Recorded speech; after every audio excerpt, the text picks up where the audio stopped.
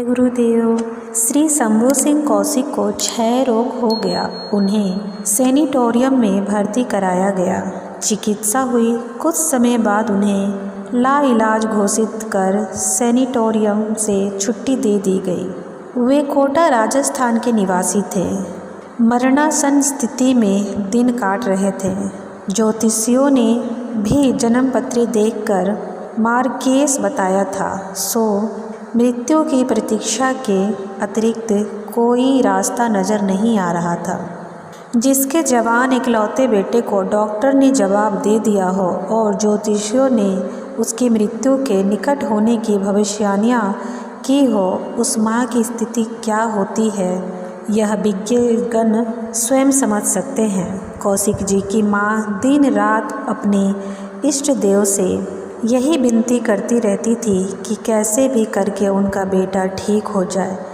ईश्वर भले ही उनके प्राण ले ले, पर उनके बच्चों को जीवन दान दे दे। शायद इसी आर्त पुकार की ही परिणति थी कि पूज्य गुरुदेव वहां पहुंच गए। उन्हीं दिनों कोटा राजस्थान में एक विशाल यज्ञायोजन किया गया था। उसे संपन्न कराने के लिए स्वयं गुरुदेव वहां पहुंचे हुए थे। दुखियारी माँ को किसी ने सलाह दी, मथुरा से एक तपस्वी आए हैं, उनसे मिलो, तुम्हारा बेटा ठीक हो जाएगा। वह सब काम छोड़कर दौड़ पड़ी। गुरुदेव के पास पहुंचकर उन्होंने विनती की, गुरुदेव, हम लोग बहुत गरीब हैं, आपके चरणों की धूल के बराबर भी नहीं। हमारी शक्ति आपको बुलाने की तो नहीं है, फिर भी हमारी विनती है कि हमारे बेटे पर आपकी कृपा दृष्टि हो जाए तो शायद हमारी तकदीर बदल जाए। हम सब और से निराश हो गए हैं। गुरुदेव, डॉक्टर ने भी हमें जवाब दे दिया है और ज्योतिषियों ने भी मार्केस बताया है। कहते कहते वह फूट फूट कर रो पड़ी।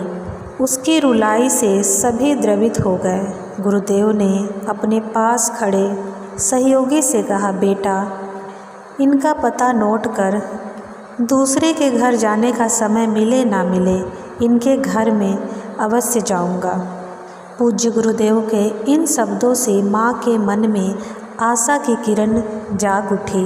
वे दौड़कर घर वापस गई और जो भी अपनी स्थिति अनुरूप कर सकती थी, स्वागत सत्कार की तैयारी कर ऋषिवर के आने का इंतजार करने लगी। इधर यज्ञ कार्यक्रम संपन्न होने के बाद अपने विश्राम क्षणों में कटौती कर गुरुदेव उस दुखियारी माँ के घर की ओर चल पड़े। घर क्या था, एक कच्चा सा मकान था। छावनी की ऊंचाई भी बहुत कम थी। पूज्य गुरुदेव का कद वैसे भी बहुत लंबा था, अतः अंदर घुसने में बांस का एक कोना पूज्यवर के माथे में जा लगा। माथे से खून निकल गया। खून देखकर मेजबान बनी माँ ग्लानि से गड़ गई। अपराधियों की तरह सिर झुकाकर वह स्वयं को धिक्कारने लगी। कहने लगी, यदि मैंने आपको घर आने के लिए नहीं कहा होता तो ऐसा ना होता। पूज्य गुरुदेव अपनी पीड़ा को छुपाते हुए हंसते रहे और कहा, बेटे, इस बांस की इतनी हिम्मत कि इसने मुझे चोट पहुंचाई। अब यह बांस यहाँ नहीं रहेगा। उनके इस कथन का आशय उस समय तो शायद ही किसी की समझ में आया हो, लेकिन कुछ ही दिनों में जब वह कच्चा मकान पक्के का मकान में बदल गया, तब जाकर लोगों की समझ में आया कि जैसे पेड़ चोट खाकर भी बदले में फल ही देता है, वैसे ही गुरुदेव ने घायल होकर भी उस परिवार को पक्के का मकान का अनुदान दे दिया। जब मकान ही पक्का हो गया तो बेचारा बांस कहाँ रहेगा। पूज्य गुरुदेव अंदर पहुँचे तो देखा कि वह बीमार इकलौता बेटा मरण स्थिति में लेटा था। मुश्किल से हाथ जोड़े, आँखों से बहती हुई आंसुधारा ने बिना कुछ कहे उनकी स्थिति बता दी। गुरुदेव ने ढाढ़स बांधते हुए कहा, चिंता मत कर, गायत्री माता सब ठीक करेगी। घर के लोगों ने विस्तार से बताना शुरू किया कि इस बीमारी का इलाज कहाँ कहाँ कराया गया और कितने बड़े बड़े डॉक्टरों ने जवाब दे दिया है।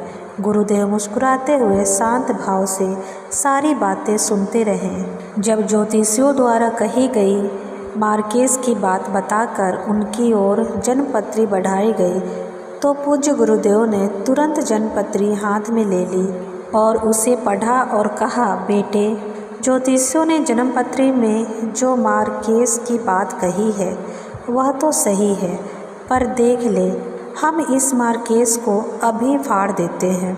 इतना कहकर गुरुदेव ने जब जन्मपत्री फाड़ दी और फेंक दी और कहा, तेरा मार्केस समाप्त, तेरी जन्मपत्री ही मैंने फाड़ दी, अब कहाँ रहेगा मार्केस। फिर उन्होंने कागज़ पेन मंगवाया और तुरंत दूसरी जन्मपत्री बनाकर दे दी। बोले, अब तुझे बहुत लंबी आयु दे देंगे, अपने से भी अधिक। हमारे रहते तुझे कुछ नहीं हो सकता। दुखियारी माँ को मानो वांछित वरदान मिल गया। उसकी खुशी का ठिकाना नहीं रहा। उसे लगा उसके निर्जीव शरीर से किसी ने अकस्मात प्राणों का संचार कर दिया हो। स्वागत सत्कार तो भूल ही गई। निढाल होकर गुरुदेव के चरणों में गिर पड़ी। वह अंतर्मन से गुरुदेव के प्रति कृतज्ञता ज्ञापित करने लगी।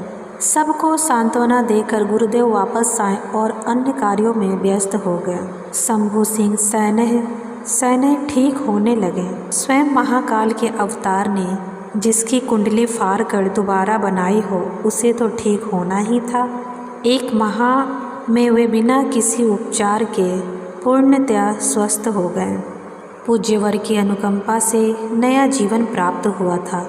वे एक अध्यापक थे। सो कृतज्ञता का भाव लिए हुए उन्होंने नौकरी छोड़ दी व गुरुदेव के लिए उनके दिए हुए जीवन को उन्हीं के श्री चरणों में समर्पित करने हेतु मथुरा आ गए। यहाँ आकर उन्होंने नरमेघ यज्ञ के 4 आत्मदानियों में एक बनने का गौरव प्राप्त किया। तो ऐसे दयालु हैं हमारे गुरुदेव। जय गुरुदेव।